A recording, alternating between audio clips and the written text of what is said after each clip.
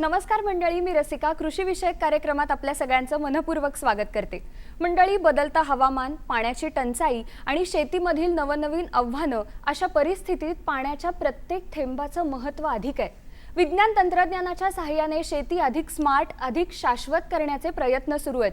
कृत्रिम बुद्धिमत्ता म्हणजेच आर्टिफिशियल इंटेलिजन्स एआयच्या सहाय्याने सिंचन व्यवस्थापनात मोठे बदल घडतात। हे बदल नेमके कोणते? एआय तंत्रज्ञानाचा शेतकऱ्यांसाठी किती उपयोग आहे आणि आपल्या शेतकरी बांधवांनी त्याच्याकडे कसं पाहावं, या महत्त्वाच्या विषयावर आज आपल्याला मार्गदर्शन करण्यासाठी आपल्याबरोबर उपस्थित आहेत बारामती येथील कृषी विज्ञान केंद्राचे विषय विशेषज्ञ श्री संतोष करंजे सर। नमस्कार सर, आपलं खूप खूप स्वागत करते कार्यक्रमात। नमस्कार। मला पहिला प्रश्न असा विचारायचा आहे की सद्यस्थितीमध्ये शेतकरी पाण्याचा वापर कसा करतायत? अतिशय महत्त्वाचा प्रश्न आहे मॅडम, की आपण 21व्या शतकामध्ये जर पाहिलं तर येणाऱ्या काळामध्ये पाणी हे अतिशय महत्त्वाचं असणार आहे।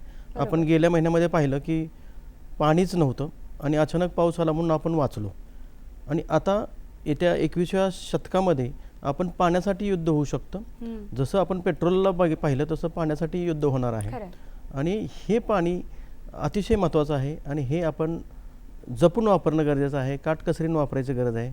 आणि विशेष म्हणजे शेतीमध्ये अगदी 50% पाण्याचा वापर जरी केला तरी आपण उत्पादन 30 ते 40% वाढवू शकतो। पण मग शेतीसाठी शेतकऱ्यांचा आता काय दृष्टिकोन आहे? ते पाणी कशा पद्धतीने वापरतात आणि त्याच्यातल्या समस्या कोणत्या आहेत? आता ह्याच्यामध्ये जर पाहिलं तर आपण सगळ्यात जास्त पाणी दिलं जातं, अमर्याद पाणी दिलं जातं, आणि जेवढं पाणी द्यायला पाहिजे तेवढं त्यांना अजून अवेअरनेस नाही।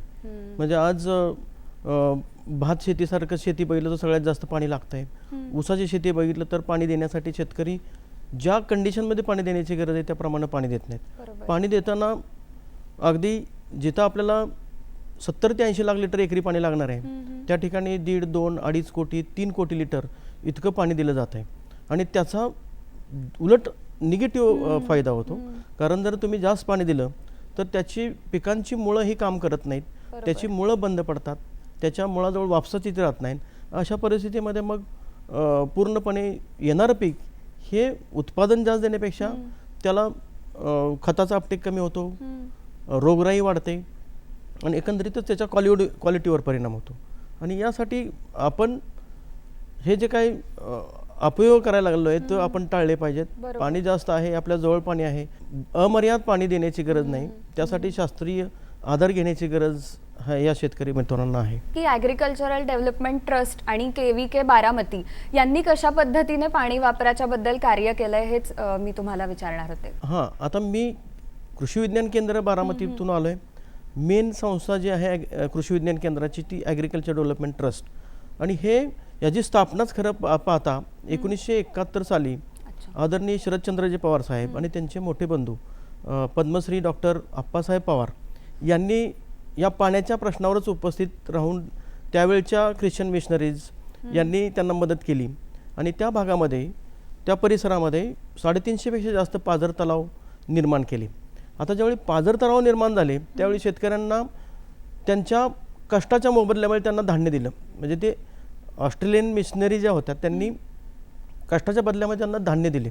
धान्याकडून त्यांच्याकडून हे पाझर तलाव खोदून घेतले, की जे ठिकाणी 4 महिनेच फक्त पावसावर पिके येत होती त्याच्याऐवजी आता जर पाहिलं तर 8माही भागात शेती झाली, आणि ज्या ठिकाणी पाणी उपलब्ध झालं त्या ठिकाणी पुढे जाऊन परत त्यांनी असं शिकवलं की या शेतकऱ्यांनी त्या पाण्याचा काटकसरीने वापर केला पाहिजे। म्हणजे सर्वप्रथम भारतामध्ये जर तुम्ही बघितलं ठिबक सिंचनचा प्रसार हा 80च्या दशकामध्ये आप्पासाहेब पवारांनी केला। त्यांनी ठिबक सिंचन इस्रायलमधून आपल्या बॅगमध्ये भरून आणले आणि इथं शेतकऱ्यांना प्रत्येक वेळी त्यावेळी थेंबाने पाणी त्याचं शिकवलं. बरोबर. त्यावेळी शेतकऱ्यांना असं वाटत होतं की आमच्याकडे खूप पाणी आहे आणि या थेंबाने काय फायदा होणार आहे. मग त्यांनी फळबागाचे डेमॉन्स्ट्रेशन लावले. त्या फळबागाच्या डेमॉन्स्ट्रेशनमध्ये त्या ठिबक खाली मटका ठेवून मटका सिंचन पण दाखवलं. म्हणजे थेंबाने पडलेलं पाणी त्या मटक्यामध्ये साठलं आणि मटक्यामधून परत पाझरून त्या पिकांना मिळालं. त्याच्या पुढच्या पिढीमध्ये मग परत आप्पासाहेबांचे चिरंजीव राजेंद्र दादा पवार आणि त्यांच्या सौभाग्यवती सुनंदा पवार यांनी वॉटर कन्झर्वेशनसाठी गावोगावी पाझर तलाव, वडाखोलीकरण याचे काम केलं. आणि हेच ठिबकचा प्रचार नुसतं फळबागामध्ये न करता ऊसाच्या शेतीसाठी पण गरजेचं आहे हे गावोगावी जाऊन शिकवलं. पाणी वापराची, त्याचं नियोजन करण्याची जी शास्त्रशुद्ध पद्धत आहे, तर त्यामध्ये कुठले घटक महत्त्वाचे हे जाणून घ्यायला आवडेल. हां, आता पाणी म्हणजे सगळं जे अवलंबून आहे ते वातावरणाशी निगडीत आहे. बरोबर. म्हणजे हवेतील आर्द्रता, तापमान, कमीत कमी तापमान, जास्तीत जास्त तापमान, हवेतील सापेक्ष आर्द्रता, त्यानंतर पानांमधून, पिकाच्या पानांमधून किती प्रमाणामध्ये पाणी हवेमध्ये उडून चाललं आहे, बरोबर, हे जर आपल्याला माहीत झालं. किंवा वाऱ्याचा वेग, वारं जरी जास्त असेल तरी पिकामधून उडून जाण्याचं पाण्याचं प्रमाण जास्त आहे. तसेच टेम्परेचर कमी जास्त असेल तरी पाण्याची रिक्वायरमेंट जास्त राहते, कारण इव्हॅपोरेशन, बाष्पीभवन हे जास्त प्रमाणामध्ये होतं. मग ते जमिनीतून पण होतं आहे, पाण्यामधून पण होतं आहे आणि पिकांमधून पण होत आहे. आता ह्याच्यामध्ये जसं हे हवेतले वातावरणातले गुणधर्म महत्त्वाचे आहेत, तसे जमिनीमध्ये त्या जमिनीची सुपीकता, त्याच्यामध्ये असणारा सेंद्रिय कर्ब आणि त्या जमिनीमध्ये पाणी धरून ठेवण्याची क्षमता, म्हणजे त्या जमिनीमध्ये असणारे मातीचे कण, त्याच्यामध्ये असणारी हवेची पोकळी, ती जमीन पोयटायुक्त आहे, चिकणमातीयुक्त आहे किंवा वाळूयुक्त आहे, तर त्याच्यामध्ये किती कालावधीसाठी पाणी धरून ठेवलं जातं आणि किती वेळानं त्यातून पाणी निघून जातं, म्हणजे निचरा होऊन जातं, याच्या आधारे मग वापसा समजतो. म्हणजे कोणतीही पिकं ही वापसा स्थितीमध्ये खत, पाणी आणि सर्वच त्याची क्रिया करत असतात. कारण मुळांना पण ऑक्सिजनची गरज असते, त्यांना पण शोषण करता येतं. आणि शोषण ते कधी करतात की ज्यावेळी जमिनीमध्ये वापसा असेल. जर उलट अर्थी शेतकऱ्यांनी पाणी भरपूर दिलं आणि त्याच्या मुळाजवळ जर वापसा स्थिती राहिली नाही तर ते पिकं कुठले खत, औषध, पाणी हे घेऊ शकत नाही. त्यांना 8-10 दिवस, 20 दिवस जमीन भारी असेल तर 30-30 दिवस पाणी आणि अन्न घेता येत नाही. मग हे आपल्याला बोलता येते पण वनस्पतीला बोलता येत नाही. आणि ते आपण कधी ओळखू शकतो, जर आपण हे शास्त्रशुद्ध पद्धतीने जर सगळ्या ह्या वातावरणाचं जर आपल्याला सर्व आकडेवारी मिळत गेली, ह्या आकडेवारीच्या आधारेच आपल्याला पाण्याचं नियोजन करता येईल. AI तंत्रज्ञानाकडे वळण्यापूर्वी एक प्रश्न मला असा विचारावासा वाटतं की आता आपल्या भागातले जे शेतकरी बांधव आहेत ते सध्या कुठल्या पद्धतीने पाणी देतात पिकांना जास्त प्रमाणात. हां, आता जसं मी सांगितलं 80च्या दशकापासून आपण ठिबक सिंचन शिकवतोय, तरीही अजून पाठ पाण्यावरून पुढे गेले नाहीत. आणि आधुनिक तंत्रज्ञानामध्ये जर सांगायचं झालं तर ठिबक सिंचन पद्धती ही सगळ्यात प्रचलित पद्धती आहे. मग ते फळपिकं असतील, भाजीपाला असेल, तुमचे भुसार पिकं कुठली असेल, मक्यासारखी पिकं असतील, कापसासारखी पिकं असतील. महाराष्ट्रामध्ये कापूस पिकाला तर खूप प्रमाणामध्ये हे ठिबक सिंचनचा वापर केलेला आहे. त्यानंतर कमी उंचीची जी पिकं आहेत त्याच्यामध्ये तुषार सिंचन किंवा रेनगन पद्धती आपण जे म्हणतो, त्याच्यामध्ये 30-30 मीटरपर्यंत अंतर कव्हर करणारे रेनगन आहेत. अगदी पाऊस पडण्यासारखे यंत्रणा आहे. आणि त्याच्या पुढे जाऊन एक मायक्रोजेट किंवा मायक्रो स्प्रिंकलर आहेत जे कमी अंतरामध्ये कव्हर करणारे अगदी तुषार पाडणारी पण यंत्रणा आहे. त्यानंतर आत्ताची अजून एक पद्धत आहे की एअर इरिगेशन, म्हणजे अगदी 20 फूट उंचीवर स्प्रिंकलर लावून त्याला अगदी पाऊस पडल्यासारखं फक्त पानांमध्येच पाणी मिळेल आणि पानातून ते पाणी पिकं घेतील आणि तेवढ्या पाण्यावर पण अतिशय चांगल्या प्रकारची आपण पिकं घेऊ शकतो. हे सगळे ठिबक सिंचन आहे, हे आधुनिक पद्धती आहेत. त्याच्यामध्ये पण ऑटोमायझेशन आलेलं आहे, म्हणजे स्वयंचलित ठिबक सिंचन. कुठल्या प्लॉटला किती प्रमाणामध्ये पाणी देण्याची गरज आहे त्यानुसार त्या ठिकाणच्या सेन्सरच्या व्हॅल्यूनुसार हे संदेश त्या कंट्रोलरला जातील आणि कंट्रोलर आपल्या मोबाईलमध्ये सांगेल की माझ्या या पिकामध्ये 1 तास मोटर चालण्याची गरज आहे. तो ऑटोमॅटिक 1 तास पाणी त्या पिकाला देईल. त्याच्या मुळापर्यंत योग्य पाणी मिळालं तो ट्रिगर कंट्रोलरला जाईल आणि कंट्रोलर मोटर ऑटोमॅटिक बंद केली. आणि ह्याच्या पद्धतीमध्ये पाणी पण त्या पिकाला जाताना तो त्या पिकाच्या अवस्थेनुसार कोणत्या अवस्थेमध्ये ते पीक आहे त्यानुसार त्याला खत पण देण्याची व्यवस्था करेल.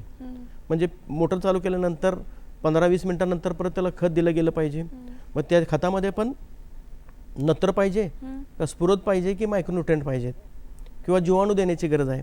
हे सगळं त्या टाकीमधून सगळं खत त्याला आवश्यकतेप्रमाणे प्रत्येक पिकाला त्याच्या आवश्यकतेनुसार रोजचे रोज अगदी त्याला जेवणाची जे वेळ मिळेल त्यावेळेसच मिळेल. जसं आपण जेवतोय तशी ती पिकं जेवणार आहे. त्याला अगदी भाकरी पाहिजे का लोणचं पाहिजे हे आम्ही ओळखू शकतो. त्याचा आम्ही अल्गोरिदम तयार करून त्याला आवश्यकतेनुसार त्याला पाहिजे त्यावेळी खत पाणी औषध आपण मुळाजवळ अगदी ऑटोमॅटिक देऊ शकतो.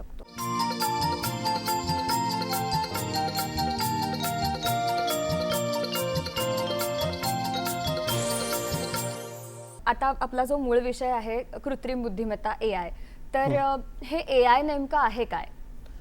निश्चित AI तंत्रज्ञान सगळ्या क्षेत्रामध्ये आलंय आणि शेती क्षेत्र मागे राहिलं नाही पाहिजे.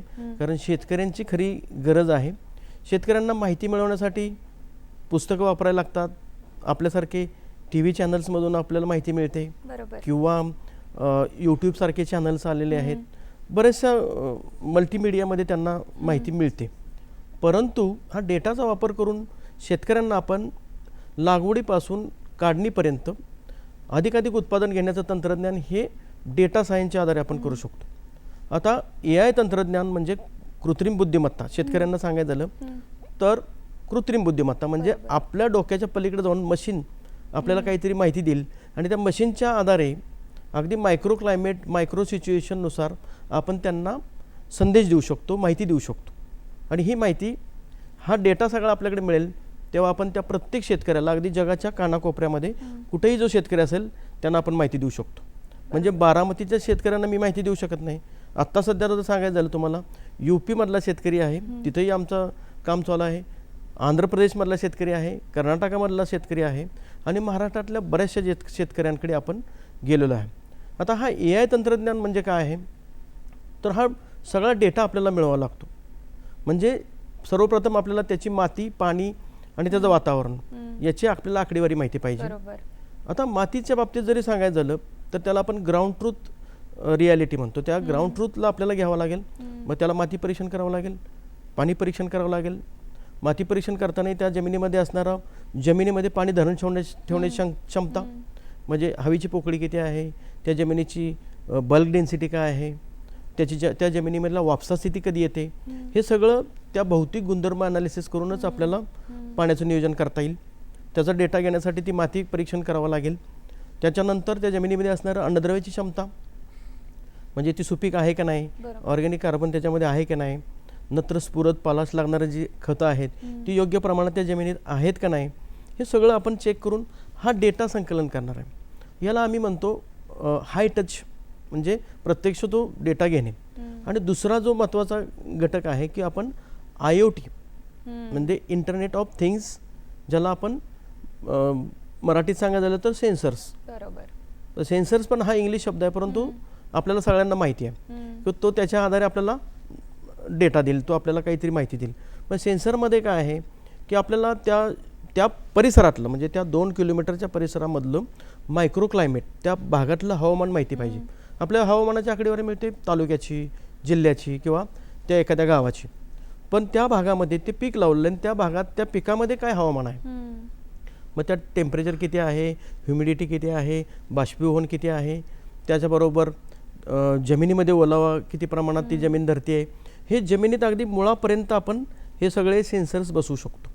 आणि त्याच्यासोबत त्या जमिनीची pH EC हा रेग्युलर पद्धतीने कसा बदलत जातो आहे, खत दिलेलं त्या पिकापर्यंत मुळापर्यंत पोचलेलं आहे का नाही, हे पण आपल्याला त्या सेन्सर्सद्वारे मिळवता येतं. याला आम्ही मीडियम टच म्हणतो. मीडियम टच म्हणजे आपण तिथपर्यंत पोचून तिथला डेटा घेतो आहे. तर हा मीडियम टच आणि त्यानंतर लो टच म्हणजे नो टच. नो टच म्हणजे आपण कुठेही त्या जमिनीला हात लावणार नाही. मग यासाठी जर उदाहरण सांगायचं झालं तर आम्ही सॅटेलाईटचा वापर करतो आहे.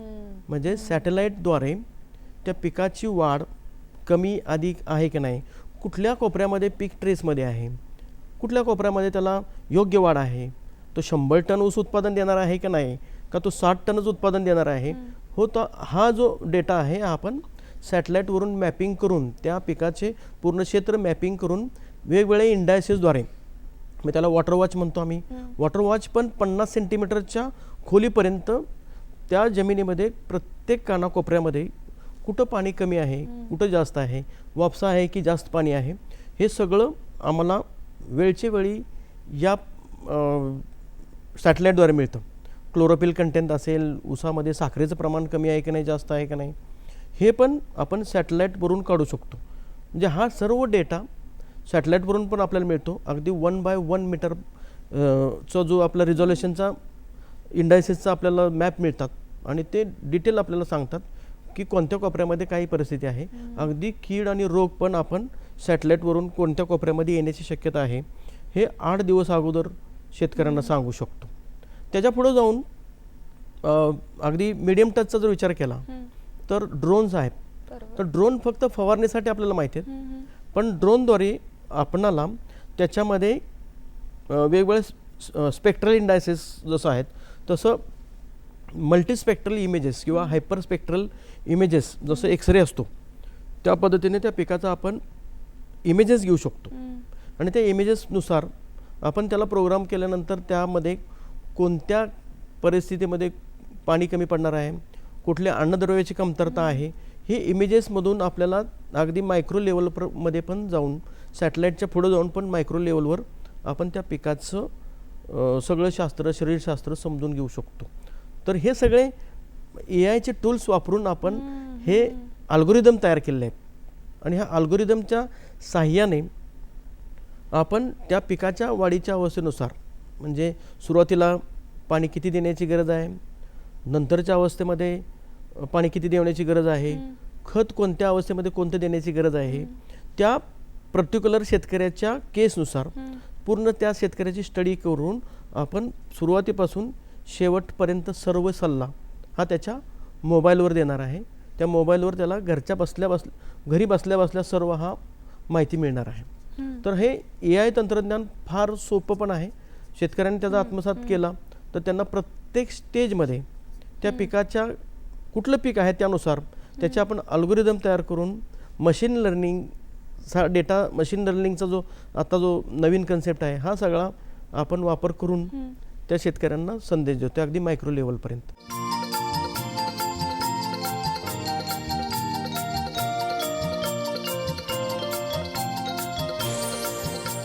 मला प्रश्न पुढचा असा विचारायचा आहे की या AI तंत्रज्ञानाचा वापर जर शेतकरी बांधवांना करायचा असेल तर त्यासाठी खर्च किती येऊ शकतो?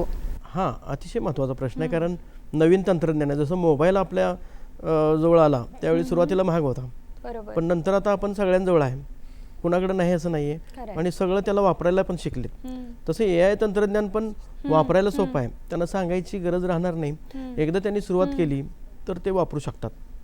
आता वैयक्तिक लेवलला खर्च करायला गेला तर त्या शेतकऱ्याला 1 ते 1.25 लाख रुपये प्रति 2.5 एकर येऊ शकतो.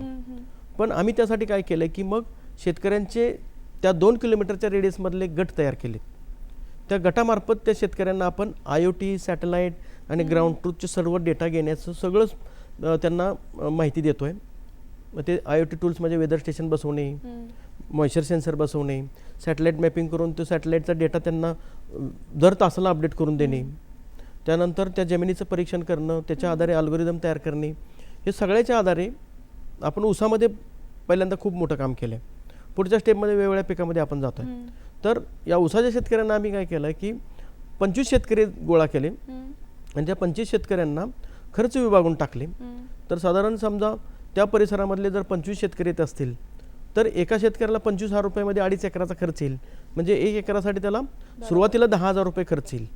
पण तो सर्व त्याला सल्ला त्याच्या मोबाईलवर मिळत जाईल. यासाठी आपल्याला महाराष्ट्र शासनाने आणि VSIने मदत केली आहे. यावर्षी त्या शेतकऱ्यांना अगदी 6,750 रुपये भरून 2.5 एकराची सगळी यंत्रणा मिळालेली आहे. आणि याचं प्रशिक्षण सुद्धा मग आपल्या संस्थेमार्फतच दिलं जातं, तर ते कशा प्रकारे होतं प्रशिक्षण? हां, आता प्रशिक्षणच्या बाबतीत असं आहे की सुरुवातीला आपण त्यांची ग्रुप मीटिंग त्यांच्या गावामध्येच घेतो. म्हणजे त्यांना त्यांच्या गावामध्ये जाऊन आपण सर्व हे AI मध्ये वेगवेगळे घटक काय आहेत हे शिकवतो. त्यानंतर प्रत्यक्षात डेमो प्लॉट जिथे लावले आहेत त्या ठिकाणी आम्ही फील्ड व्हिजिट घेऊन त्या शेतकऱ्यांना तिथे नेऊन दाखवतो की या पद्धतीने हे सर्व कार्य होत आहे. त्या शेतकऱ्यांचे फीडबॅक त्यांना सांगतो की ज्या शेतकऱ्यांनी AI तंत्रज्ञान लावलं आहे त्यांनी 100 टनपेक्षा जास्त उत्पादन कसं घेतलं, म्हणजे एका शेतकऱ्याचं नाही, असे 1000 शेतकरी गेल्या वर्षीचे माझ्याकडे आहेत की जे 100 टनपेक्षा जास्त उत्पादन घेतले. तर त्यांच्यापर्यंत त्यांना एक्सपोजर व्हिजिट म्हणजे सहली काढून दाखवणे आणि त्यांना ते काय म्हणू सीइंग इज बिलिव्हिंग कन्सेप्टनुसार आम्हाला काम करावं लागतं. या 1000 शेतकऱ्यांच्या मधलं एखादं उदाहरण असं देऊ शकता ज्या शेतकऱ्याला ह्याचा फायदा झाला असं? हां, निश्चित. आता माझ्याजवळ उदाहरण जर सांगायचं झालं तर माझ्याजवळचे माळेगाव तालुका बारामतीमधले संग्राम मुरलीधर तावरे जे शेतकरी आहेत त्यांनी 102 टन एकरी उत्पादन काढलेलं आहे. त्याच्यानंतर दुसरे एक असे जिरायत भागातले कर्जत तालुका जिल्हा अहिल्यानगर येथील एक शेतकरी आहेत श्री सर्जेराव थोरात. त्यांनी 111 टन उत्पादन काढले.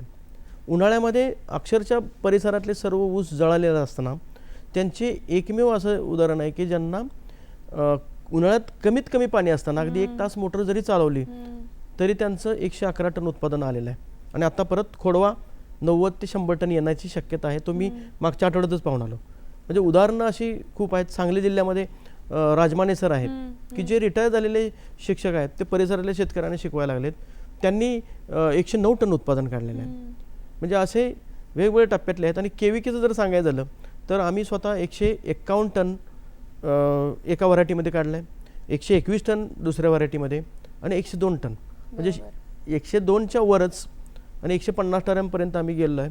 यावर्षी कदाचित आम्ही 200 टनपर्यंत एकरी उत्पादन काढणार आहोत. म्हणजे हे तंत्रज्ञानामुळे शक्य आहे. मला थोडंसं भविष्यातल्या संधीविषयी ऐकायला आवडेल. म्हणजे मी मगाशी बोललो की मोबाईल आपल्याजवळ शेतकऱ्यांना माहीत नव्हता. ठराविक गावामध्ये एखाद्याच्याकडे मोबाईल होता. त्यावेळी तो रिचार्ज जरी आपण करायला गेलो तरी एका कॉलला 3 रुपये आपल्याला कॉस्ट होते. तो सेकंदावर आला, मिनिटावर आला. आज भविष्यामध्ये पण शेतीमध्ये पाणी या विषयावर आपण बोलतोय. पाणी तर शक्यतो मिळणार नाही आणि आपल्याला तेवढ्याच पाण्यामध्ये आपण जास्त एरियामध्ये जावं लागणार आहे. आपल्याकडे खूप पाणी आहे. इस्रायल देश आपण पाहतो ते पाणी पुन्हा पुन्हा वापरतायत, रिसायकल करतात. आपले पुणे जिल्ह्यामध्ये जेवढी धरणं आहेत त्याच्यापेक्षा निम्मी धरणं त्यांच्याकडे आहेत आणि पूर्ण देश इरिगेटेड आणि ठिबक सिंचनावर सगळे अगदी जंगलं पण त्यांनी जगवलेले आहेत. तर आपण अशा पद्धतीने बंद पाईपमध्ये पाणी नेऊन त्या शेतकऱ्यांना ठिबक सिंचनमधून AI तंत्रज्ञानाचा वापर करून सर्व पिकामध्ये AI तंत्रज्ञान जर आणलं तर आपलं उत्पादन दुप्पट वाढेल. आणि जगामध्ये अगदी लहानातल्या लहान शेतकऱ्यासाठी आपण काम करतोय. अमेरिकेमध्ये हजारो एकरमध्ये शेतकरी असतात, त्यांना AI काही अवघड नाही. पण आपले 10 गुंठे 20 गुंठे 1 एकर असणारे शेतकरी आहेत आणि ह्या शेतकऱ्यांना AI तंत्रज्ञान देणं जरी चॅलेंज असलं तरी आपण ते प्रूव्ह करून दाखवलेलं आहे. आणि हे प्रूव्ह केलेलं टेक्नॉलॉजी जर ह्या शेतकऱ्यांनी त्याचा आत्मसात केला तर अगदी ज्वारी बाजरीपासून ते फळ पिकामध्ये द्राक्ष डाळिंब सारख्या शेतकऱ्यांनी पण AI तंत्रज्ञान वापरलं पाहिजे. आणि त्यांचं खतं, औषधं, पाणी, एन्व्हायरमेंट पोल्युशन, जमिनीची सुपीकता, सेंद्रिय कर्ब टिकवणे ज्याला आपण कार्बन सिक्वेस्टेशन म्हणतो, हे सगळं वातावरणाचं जर आपल्याला टिकवायचं असेल, आपली भविष्यातली पिढी टिकवायची असेल तर AI तंत्रज्ञानाची जोड, आधुनिक तंत्रज्ञानाची जोड देण्याची ही गरज आहे, ही काळाची गरज आहे.